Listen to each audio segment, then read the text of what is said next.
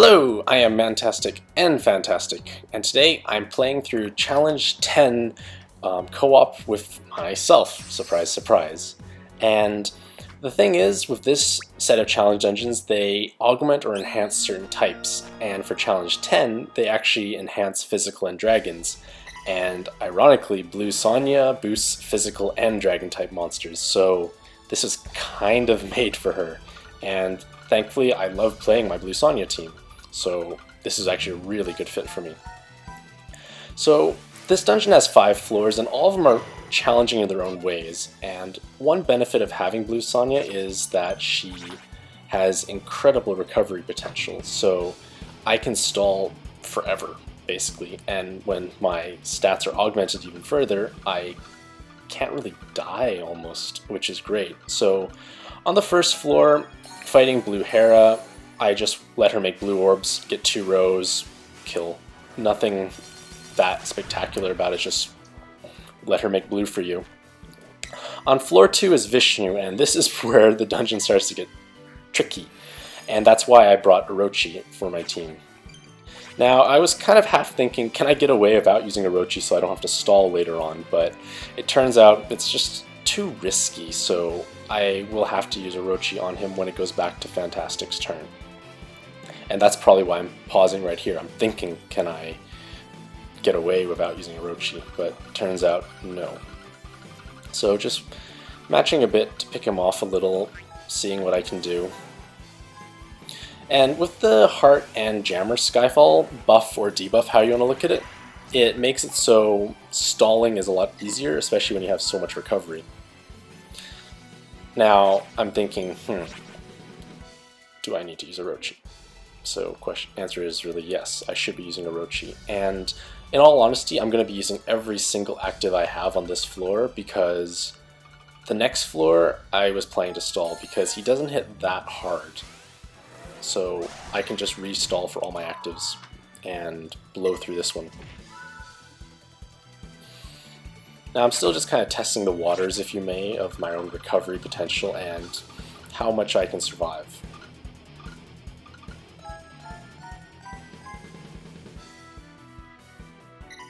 So, one nice thing about Blue Sonia is when you play co-op is that her naturally high health, even excluding this set of challenges where her stats are augmented, is that she has an enhanced amount of health and her recovery is 6.25 times. And that basically allows you to heal up from any attack.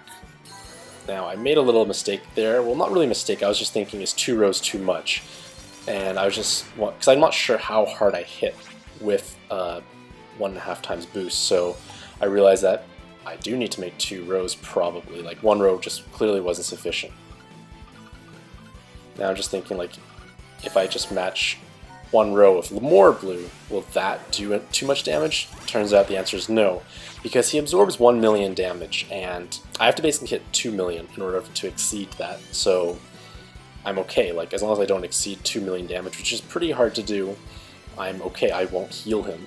And healing him on any turn is somewhat disastrous because it means I may not be able to kill him in time. So I can, like I said before, I'm just liberally using my actives as much as I can just to burst him down because I plan to stall on the next floor. And the third floor does have a preemptive, just make sure you have enough health leading into it. And I had to go through, tried to make like a more fancy combo pattern to try and get more Skyfalls. I got 1 extra one. It wasn't that much more damage though. So back to Mantastic, and I'm just going to pop my last Blue Sonia and make sure I don't exceed 2 million damage.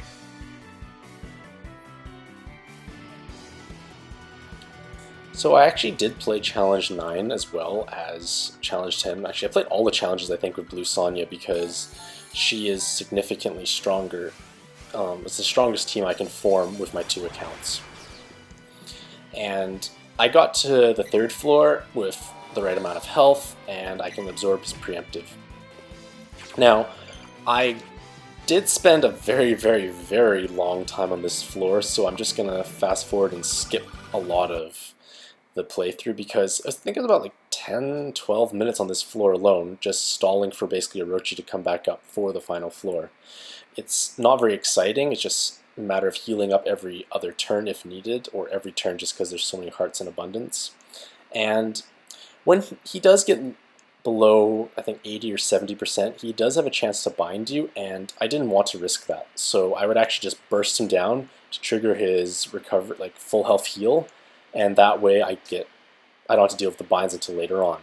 So that was kind of my strategy. I would just keep bursting him down before he starts binding me like crazy, because binds are sometimes difficult to deal with a Blue Sonya team, because I only have Andromeda as a sub who can clear binds aside from the Sonyas.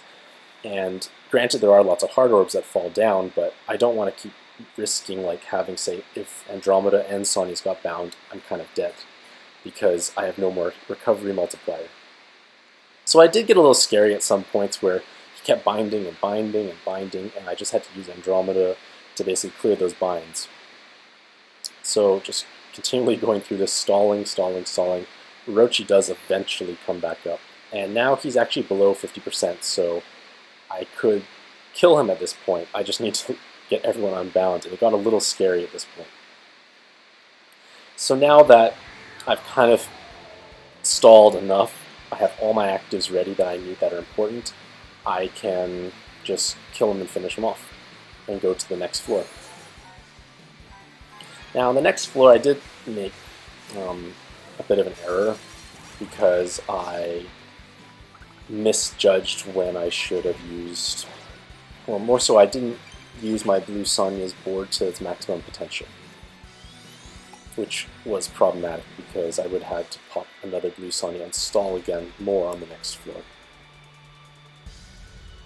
So I'm counting here, I have like 4, 5, 6, 7, 8, 9, 10, 11, 12, 13 blue orbs. So you only can get a maximum of 2 rows and a certain amount of, and 5 combos actually. So I was trying to think, how could I make it so I could have more combos? But in actuality, I probably should have just gone for the easy match, where I would have gotten 2 rows and don't care about having a chance at extra Skyfalls, because that's probably enough, because he is a devil. I have a Hermes who does have Devil Killer.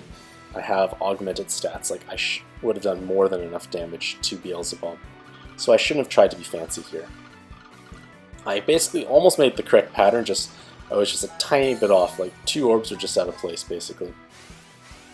So unfortunately, I had to pop my other Blue Sonya because I just didn't do enough damage, when 2 rows would have actually killed them. So that was just me trying to be either too fancy or just thinking I could do more than I needed to do.